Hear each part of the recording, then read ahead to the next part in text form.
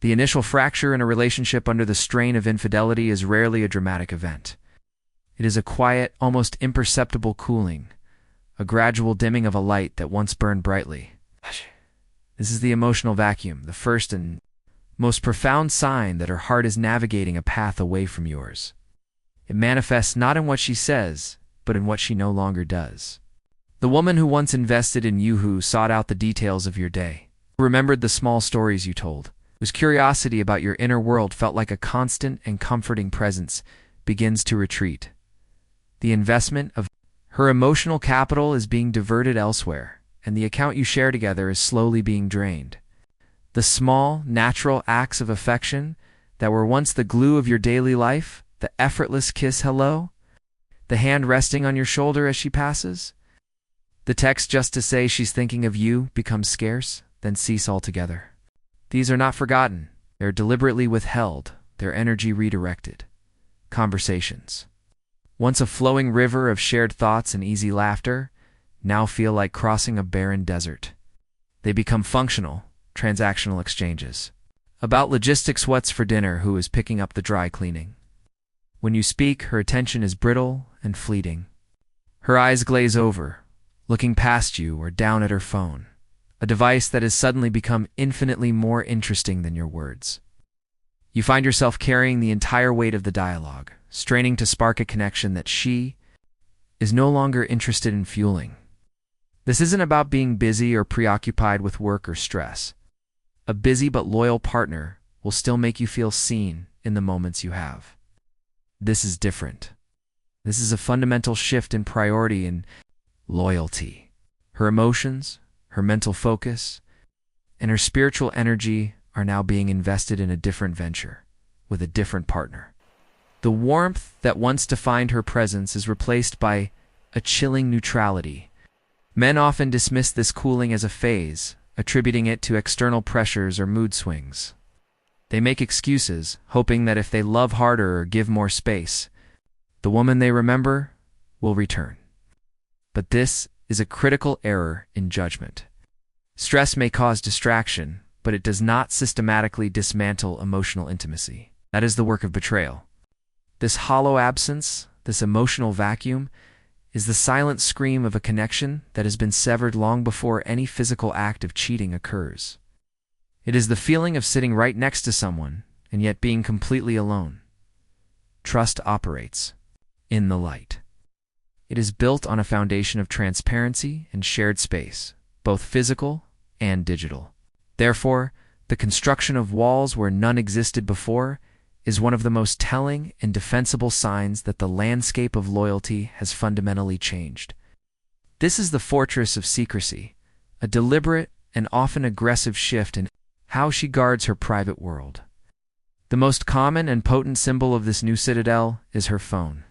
The device that once lay casually unlocked on the coffee table, its notifications popping up freely for both to see, is suddenly treated like a state secret.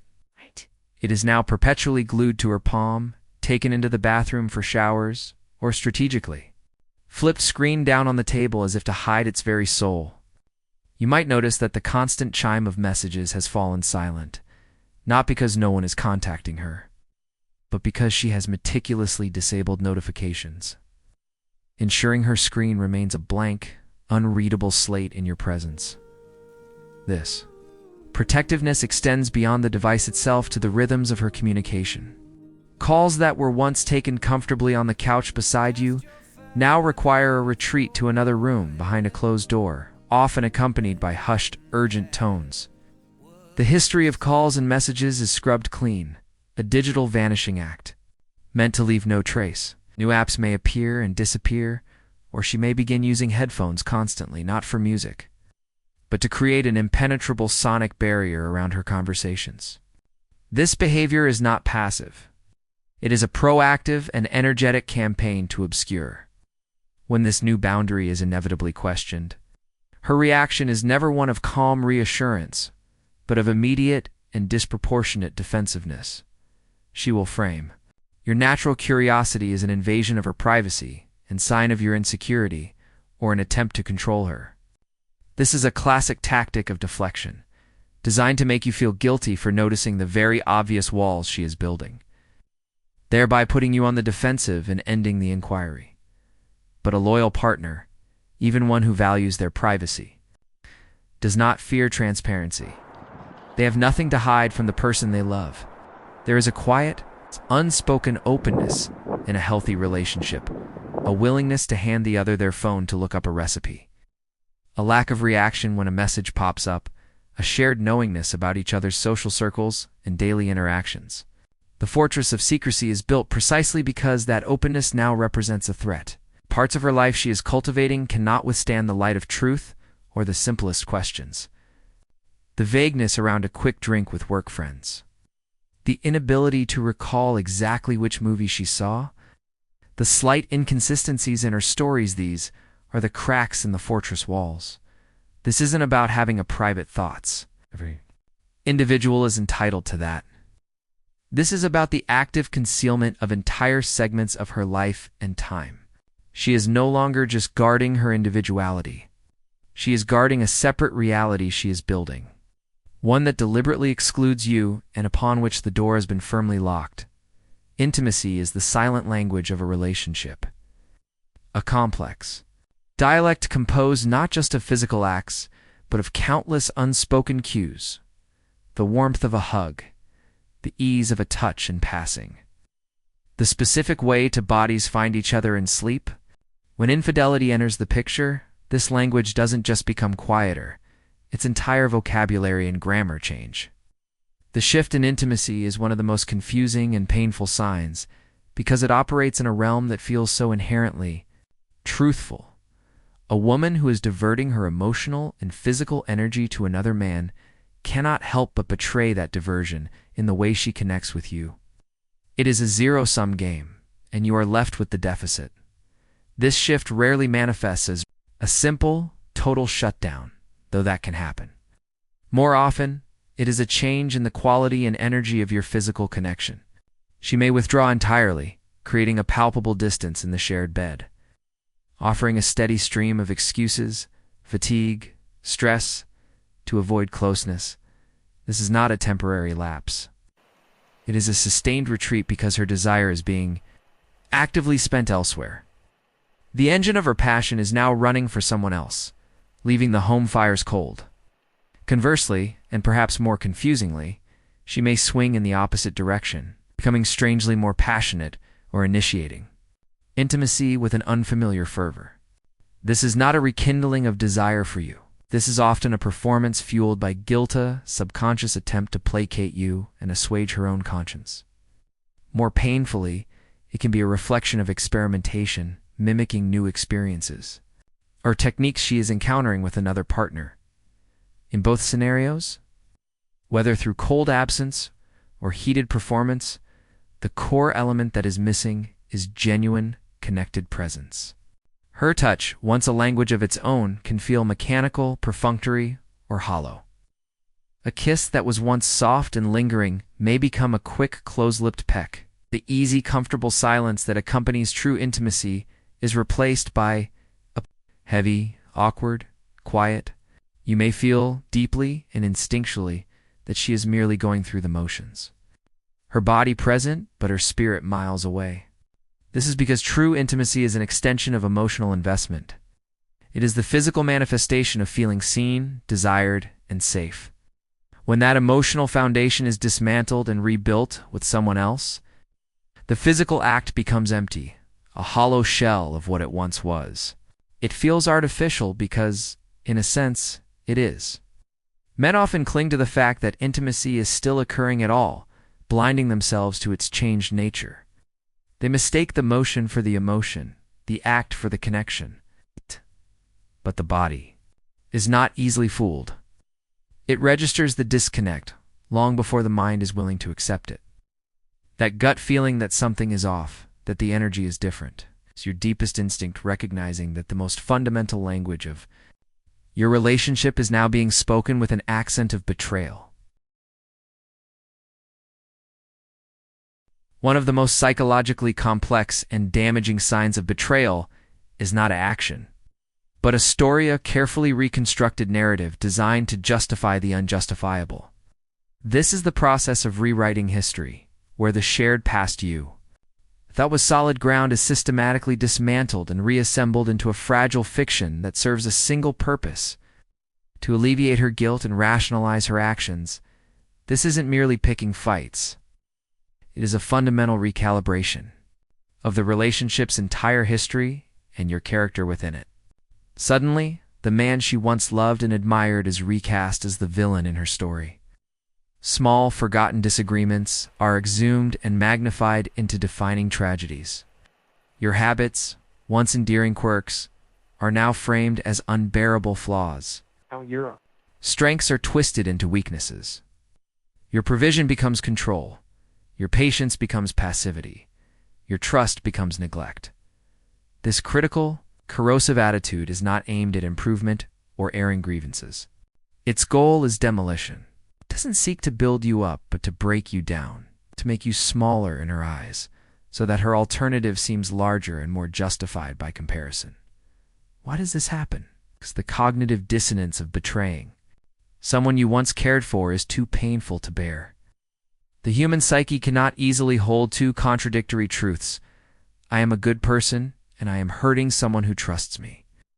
To resolve this internal conflict, she must unconsciously reshape reality. She must convince herself that you are so flawed, so neglectful, or so toxic that her behavior is not a betrayal but a justified response, an inevitable escape from unhappiness you allegedly caused. She will claim she was never truly happy, airbrushing away years of joyful memories, shared laughter, and past affirmations. She will insist you never gave her what she needed, retroactively erasing your efforts and support to create a narrative of lack.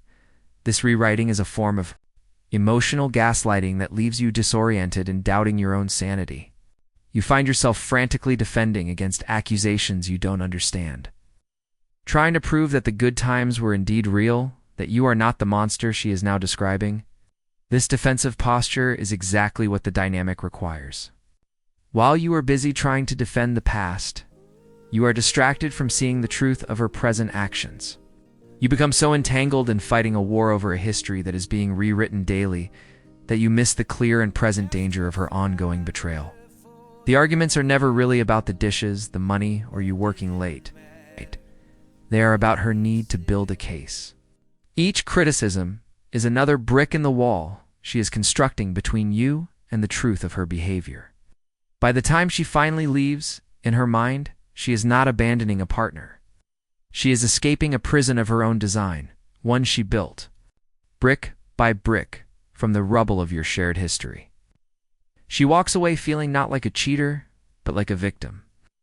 And the man left behind is not just heartbroken, but bewildered, holding the pieces of a story he no longer recognizes. The final descent of a relationship poisoned by infidelity is marked not by a single event, but by the chilling emergence of a new, unbearable normal. This is the stage of unmistakable patterns, where the individual signs coalesce into a coherent, undeniable picture of a life being lived in two separate worlds. The most practical and glaring of these patterns is the complete erosion of a shared schedule. Her rhythm of life, once predictable and interwoven with yours, becomes a fog of excuses and unexplained absences. Working late happens with a new frequency. Errands take mysteriously long, and plans with friends you've never heard of materialize out of nowhere. When you press for details, which restaurant? What time will you be back? The answers are vague, non-committal, or delivered with irritation. The timeline of her day develops inconsistencies. The math simply doesn't add up. This is not the natural ebb and flow of a busy life. A loyal partner, no matter how swamped, communicates with clarity and makes you feel included in their world, even in their absence. This new opacity is a deliberate strategy. It is the practical logistics of deception, the necessary calendar management required to maintain a double life. Simultaneously, her very energy in your presence undergoes a profound and telling split. You begin to notice a stark contrast in her demeanor. When she is with you, she is often restless, distracted, and emotionally distant. She may sigh during conversations, seem irritated by your mere presence, or lose herself in her phone, a device that offers a portal to the source of her real engagement. Her time with you feels like an obligation she is patiently enduring. However, observe her when she is preparing to go out, when a notification chimes on that guarded phone, or when she is speaking to someone else. You may see her mood lift palpably. A lightness returns to her step. A smile touches her lips. A genuine energy animates her voice. This Jekyll and Hyde contrast is not random. It is a direct reflection of where her emotional focus lies. Are no longer the source of her joy or comfort. You are the anchor holding her back from it. You are dealing with the draining aftermath, while someone else is receiving the vibrant core of her being. This culminates in the most painful and definitive sign of all, the descent into absolute indifference, throughout a relationship even. Negative emotions like anger, jealousy, or frustration signify a certain level of investment. They are, in their own dysfunctional way, a form of engagement. They mean she still cares enough to react, to fight, to feel something about the state of your union. Indifference is the void where all feeling once was. It is the chilling silence that follows the storm. It is her not caring where you are, what you do, or how you feel. It is her shrugging in the face of a serious concern, responding with a blank whatever to a decision that affects you both, and meeting your pain or anger with a vacant, unblinking stare. She no longer fights with you, and more tellingly, she no longer fights for you or for the relationship. This is because the war is already over in her heart. She has already surrendered, withdrawn her forces, and pledged her allegiance elsewhere. Her emotional resources are gone, fully deployed to a new front. This indifference is the emotional flatline that precedes the final pronouncement of death. It is not peace. It is the hollow, echoing silence of an exit plan that has been fully executed, leaving behind only the shell of the woman you once knew, waiting for the right moment to make her physical departure mirror the emotional one that has long since been complete.